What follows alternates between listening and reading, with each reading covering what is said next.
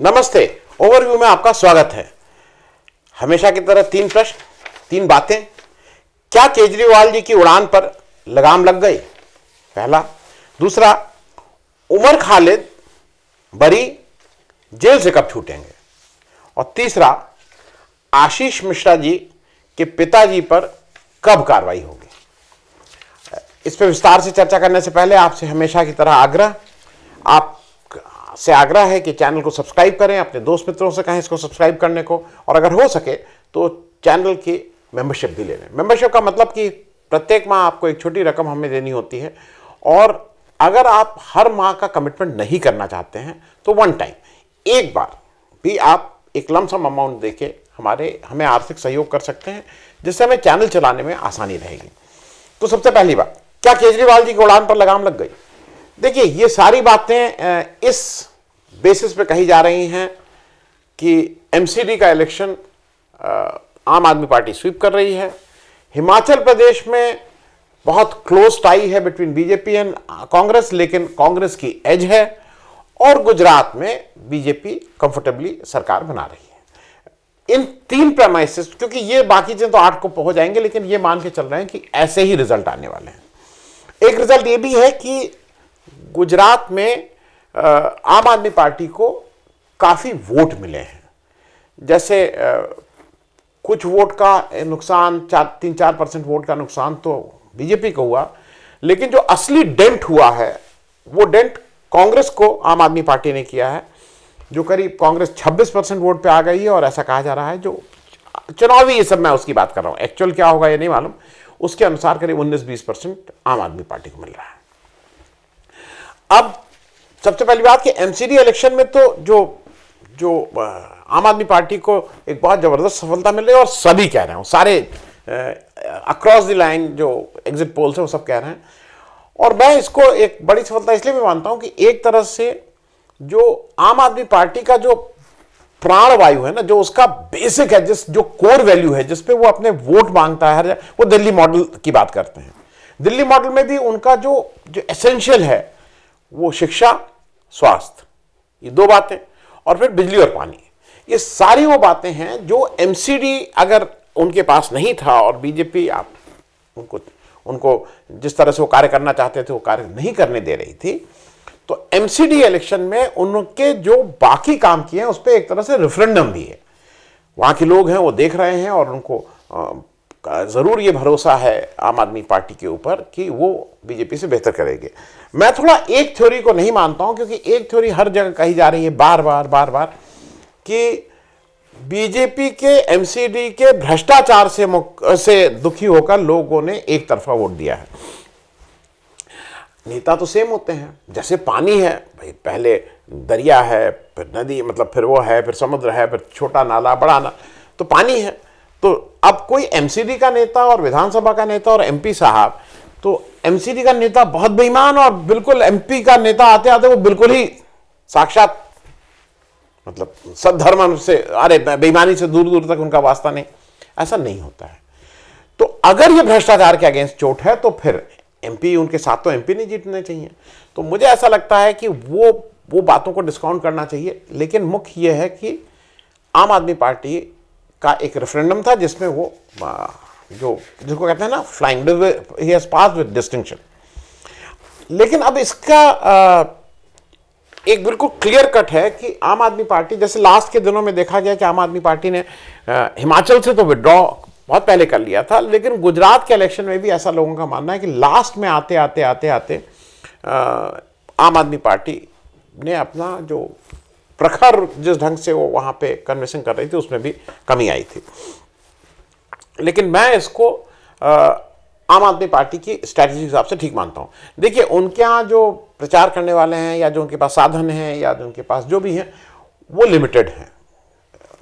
वो ह्यूमन मतलब व्यक्तियों के हिसाब से भी, और धन के हिसाब से भी, और हिसाब से भी। तो उनके लिए एमसीडी जीतना बहुत जरूरी था। मान लीजिए अगर वो गुजरात बहुत अच्छा कर भी लेते, जीतते नहीं भी, कर भी लेते, और उनके 30, 40, 50, 60 भी अगर एमएलए आ जाते और एमसीडी हार जाते, तो मेरे ख्याल में जो ओवरऑल उनका मॉडल है ना, उस पर चोट पहुंचती। तो एमसीडी बहुत अहम था और वो ठीक ही किया, उन्होंने अपना सारा जोर एमसीडी पे लगाया और एमसीडी में अच्छी सफलता पाई।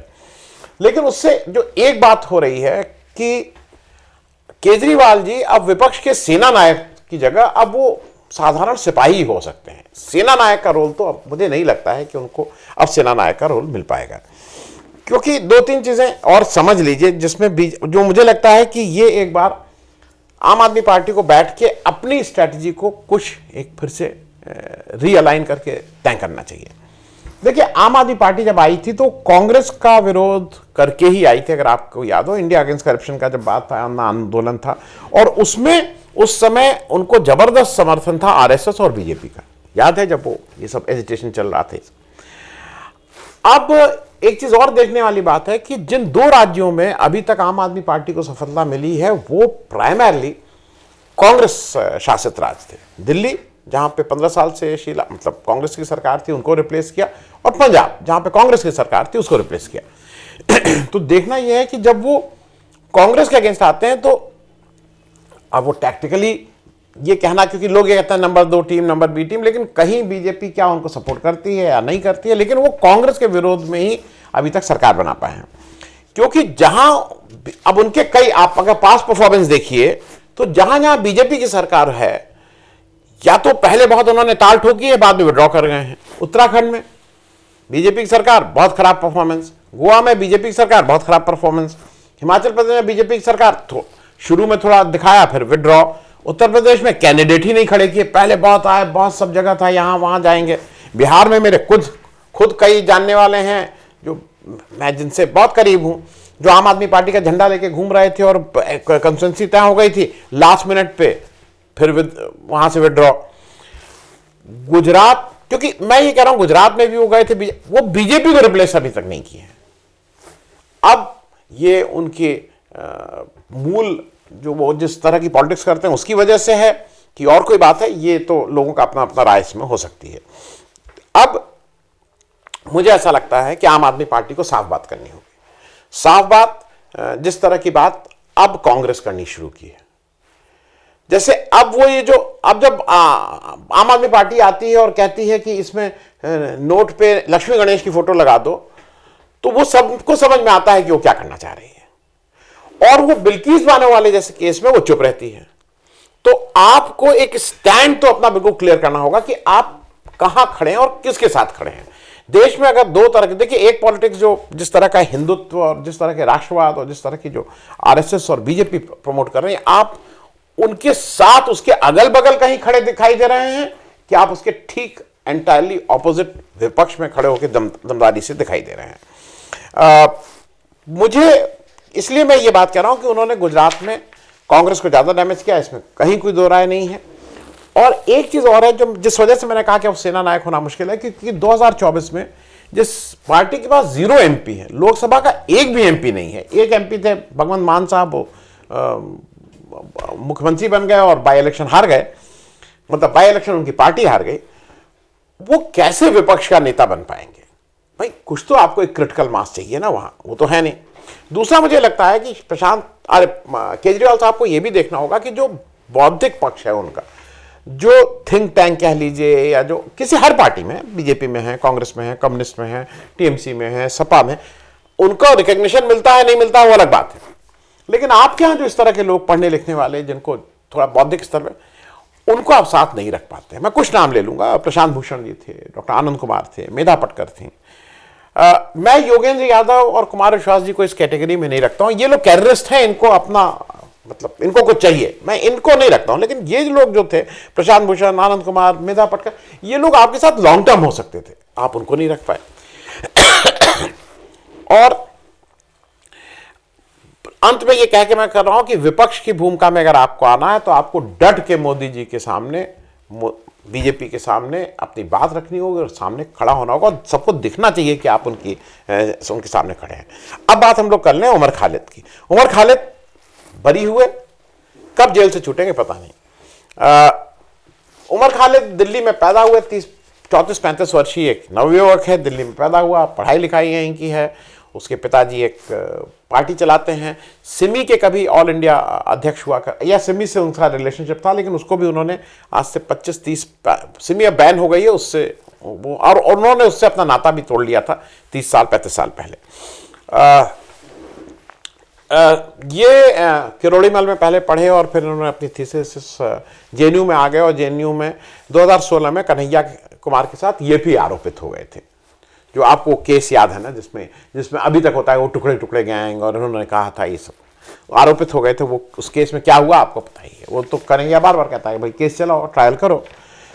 फिर ये एक और इन्होंने जिग्नेश मेवानी के साथ ये भीमा कोरेगांव भी पहुंच गए थे। भीमा कोरेगांव वही जगह है जो उसका आप सबको पता है, कभी अलग से भी बात कर लेंगे भीमा कोरेगांव की, जहाँ पे दलित समुदाय के जो एक सेलिब्रेशन होता है और उसको बड़ी कास्ट को अच्छा नहीं लगता, उस समय जाके इन लोगों ने उनके कुछ एक स्पेसिफिक डेट थी, कितने 100 साल पूरे हो रहे थे, वहाँ पे इन लोगों ने भाषण दिया और इनके ऊपर भी मुकदमे हो गए थे। फिर ये बहुत मजबूती से सीए एनआरसी केस में ये खड़े हुए थे और वो रोल पुलिस को अच्छा नहीं लगा था। उसके बाद फरवरी 2020 में दिल्ली में आपको याद है दिल्ली दंगे हुए, वो इलेक्शन से पहले किस तरह से कराएगा। और सबसे बड़ी बात यह है कि उन दंगों में जो लोगों के सामने सामने दिख रहे हैं किसने किसने कराया, उन लोगों को छोड़ के इनको भी उसमें पकड़ लिया गया था, अंदर डाल दिया गया और दिल्ली दंगों में आरोपी थे। उससे जो ट्रायल कोर्ट है कल उसने इनको डिस्चार्ज किया। चार्जशीट फाइल होती है, चार्जशीट फाइल होने के बाद चार्जेस फ्रेम होते हैं और फिर मुकदमा चलता है।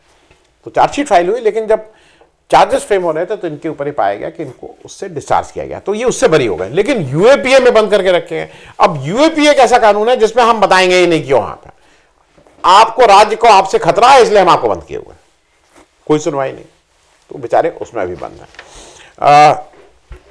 मैं ये बता दूं कि इन्होंने पीएचडी कर ली थी झारखंड के बहुत से ट्राइबल, उस पर इन्होंने पीएचडी की है, जो शुरू में जेएनयू वाले ले नहीं रहे थे, फिर कोर्ट के थ्रू लिए हैं। पढ़े लिखे लोग हैं। और मुझे ये लगता है कि ये भी एक बात है कि एक नवयुवक जो इतना पढ़ा लिखा है, जो एक कहीं अगर भीमा कोरेगांव में जाके एक स्टैंड ले रहा है, तो उसको तो एक्नॉलेज करना चाहिए।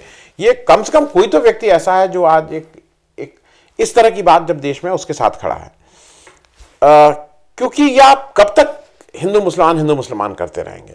मैं इसलिए कह दूं कि आपको उमर खालिद से क्या दिक्कत है, आपको उमर खालिद से एक ही दिक्कत है ना, और वो जो आज किया जा रहा है वो सबको सामने दिख रहा है। आजम खान के ऊपर 100 केस लाद दिए, फिर उनको हर तरह से वो किया जा रहा है कि नहीं वो किसी तरह से हो जाए। अब फिर एक और केस किया, आपने ये मुंह खोला। आजम खान के ऊपर जो हेट स्पीच या जो चुनाव के दौरान आचार संहिता का उल्लंघन है, उससे ज्यादा उल्लंघन इंपॉर्टेंट पोजीशन पे बैठे हुए लोग कर रहे हैं, कोई कॉन्ग्रेचुलेशन नहीं ले रहा। सबको पता है कि क्या हो रहा है, दिख रहा है, लेकिन आंख बंद है आजम खान। क्योंकि देखिए, एक समुदाय विशेष को आप ये करके आप अपने वोट तो कंसोलिडेट कर सकते हैं, क्योंकि आपके पास और कुछ है नहीं। इरफान सोलंकी के पीछे अब आप लग गए हैं, कानपुर का है, मतलब, और वो एक स्टाइल हुआ है कि एक साथ नहीं, फिर 10, 20, 25, 50 केस एक साथ ठोक दो, लाद दो, जिसको कहते हैं, इतने केस लाद दो कि वो उसी के उसमें कराता रहे। भाई मुख्तार अंसारी बाहुबली हैं, बहुत खराब आदमी हैं, सब कुछ ठीक है, लेकिन आपको उनसे पॉलिटिकली आप क्यों नहीं लड़ रहे हैं? आप क्यों नहीं ऐसा वहां जाके अपना कार्यकर्ता कर रहे हैं, लोगों में जन जागरण कर रहे हैं, लोगों को बता रहे हैं कि देखो कितना गुंडा बदमाश आदमी, और हराइए उसको पॉलिटिक्स में। आप वोट में हरा नहीं पा रहे हैं, और आप एक तरफ कहते हैं कि मैं वोट से जीत के आया हूं, इसलिए मेरे जो भी मैं कर्म कर रहा हूं वो सब जायज है। तो मुझे ऐसा लगता है कि आपको केवल मुसलमानों को इसलिए कि वो मुसलमान है करने से के बजाय, अगर इस तरह के लोग हैं वहां जाके लगिए। आप लोग, मतलब आपके पास तो इस तरह का पैराफर्नेलिया, आपके पास इस तरह के ट्रेंड लोग हैं जो जाके करें, वो क्यों नहीं करते हैं? क्योंकि केवल डर पैदा करना, खौफ पैदा करना, और मुझे ये लगता है कि ये लॉन्ग टर्म सॉल्यूशंस नहीं है, इससे मर्ज बढ़ता है, घटता तो कहीं से नहीं है। अब मैं तीसरी बात कर लूँ, अपने आशीष मिश्रा मोनू जी के पिताजी पर कब कार्रवाई होगी? आशीष मिश्रा मोनू जी के पिताजी टेनी जी हैं। टेनी जी केंद्र में मंत्री हैं, मंत्री अमित शाह जी के मंत्रालय में हैं। ये जो आशीष मिश्रा जी हैं, इनको आपको मैं जल्दी से याद दिला लूं, 3 अक्टूबर 21 को इन्होंने, किसान जब वहाँ लौट रहे थे, एक आंदोलन जिसमें केशव मौर्य के अगेंस्ट प्रोटेस्ट करने गए थे, उसके बाद इनको गुस्सा आया। इन्होंने गुस्से में, जैसा आरोप पत्र में कहा गया, इन्होंने गुस्से में आके उनके ऊपर अपनी गाड़ी चढ़ा दी। 4 लोग उसमें इन्होंने रौंद दिया, 4 लोगों को, ऐसा आरोप है। और उसके बाद भीड़ ने गुस्सा होकर 2 इनके लोगों को मार डाला और एक ड्राइवर के भी मरा और एक पत्रकार उसमें मर गया। ये कुल किस्सा है। इनको ये सब 3 अक्टूबर को हुआ। उसके बाद टेनी जी ने मोर्चा संभाल लिया कि मेरा लड़का कहीं है नहीं, अगर है और मैं कसम खाता हूं, और दिख गया और उसका कहीं नहीं, वो वहां था ही नहीं, इत्यादि इत्यादि। फिर ये 9 अक्टूबर को, 8 अक्टूबर को इन्होंने कहा कि नहीं, आज मेरा मूड नहीं है, आज मैं नहीं आऊंगा, आज मेरी थोड़ी तबीयत नासाज है, तो आज नहीं, मैं कल आऊंगा। 302 के आरोपित हैं। 9 को गए तो खैर पुलिस ने इनको गिरफ्तार कर लिया। फिर इस साल इनको कुछ हुआ और हाईकोर्ट से सब, आप सब लोग समझते हैं कैसे बेल होती है। हाईकोर्ट से इनकी बेल हो गई है, छूट के बाहर आ गए। अब जो जिनके घर के लोग मरे हैं वो फिर सुप्रीम कोर्ट पहुंचे। उन्होंने कहा साहब ये क्या हो रहा है, जो एक आरोपित है, और ये तो आके वही अपना शुरू कर दिए धंधा, डराना धमकाना। 2 महीने लगे करीब। सुप्रीम कोर्ट ने इसमें हमने बात की और सुप्रीम कोर्ट ने इंटरवीन किया और सुप्रीम कोर्ट ने कहा कि ये जो हाई कोर्ट में जिस तरह से ऑर्डर दिया गया है वो बिल्कुल गैर वाजिब बात थी, पूरी बातें सुनी नहीं गई हैं। और मैं इसमें क्या बताऊं, अगर वो ठीक से उसकी जांच पड़ताल हो जाए ना, जो ऑर्डर दिया गया है, तो न्यायपालिका को शर्म आएगी, जो जज साहब बैठे थे और जिस तरह से वो मैनेज हुआ है। वो फाइल आप निकाल के देख लिया, क्योंकि आपको सुन के ताज्जुब होगा। एक बेल दी जा रही है, उसमें एक धारा ही नहीं लिखी गई है। दूसरे दिन आ जा रहा है कि अरे वो गलती से छूट गई थी वो धारा। जब बेल होती है तो धारा, मान लीजिए ABCD में आपकी बेल हुई, E में नहीं हुई तो ABCD में बेल हुई। बाद में कहा गया नहीं वो टाइपोग्राफिकल एरर था तो EB, अब E संगीन धारा थी। वो सब फाइल कहीं उसका आप वो करिए, आपको फाइल नहीं मिलेगी। तो अगर उसकी जांच पड़ताल बिल्कुल ईमानदारी से हो जाए तो उसमें बहुत सी परतें खुल जाएंगी। खैर, फिर इनको वापस ये जेल गए। जब ये वापस जेल गए तो उसके बाद इनके अब चार्जशीट फाइल हुई। फिर इन्होंने अपना जैसे डिस्चार्ज उमर खालिद वाला हुआ, इन्होंने भी कहा कि नहीं मैं तो मुझे इसमें डिस्चार्ज किया जाए। अब ये आरोपित कौन से? 302 हत्या, 120B जो कॉन्स्पिरेसी, व्हीकल एक्ट और आर्म्स एक्ट, मालूम नहीं कितने कितने इनके ऊपर है। और इनके पिताजी जो केंद्रीय मंत्री हैं, आपको याद है ना, चीख चीख के पहले तो कह रहे थे कि जान लो मैं कौन हूं, जान लो कौन हूं मैं, पुराना मेरा पास देख लो। और फिर ये भी प्रेस कॉन्फ्रेंस करके कह रहे थे कि मेरा लड़का वहां था ही नहीं, मेरा लड़का वहां था ही नहीं। तो क्या संविधान की शपथ जो खाता है उसमें यह भी माना जाता है ना कि वो झूठ न बोलने की भी शपथ, ये इंप्लाइड है कि कोई मंत्री जब शपथ ले रहा है संविधान की तो झूठ न बोलने की भी शपथ ले रहा है, तो उस पर कोई कार्रवाई नहीं होगी। वो बिल्कुल, मतलब उन्होंने खुद उनके एडमिटेड वो निकाल के देख लीजिए कि मुझे क्या कर दीजिएगा अगर मेरा बेटा वो हो गया। और पत्रकारों के साथ कैसी गाली गलौज करते हैं पता ही है। तो क्या कभी उनके ऊपर भी कार्रवाई होगी? इस्तीफा तो मांग ही रहे हैं वहाँ के किसान, उसके घर वाले, कि भाई इनका इस्तीफा दो, क्योंकि वो अभी भी उतने ही बलशाली हैं, उतने ही ताकतवर हैं, इस केस को इफेक्ट कर सकते हैं। लेकिन देखिए कब इस पर कार्रवाई होती है। बहुत बहुत धन्यवाद। Thank you so much.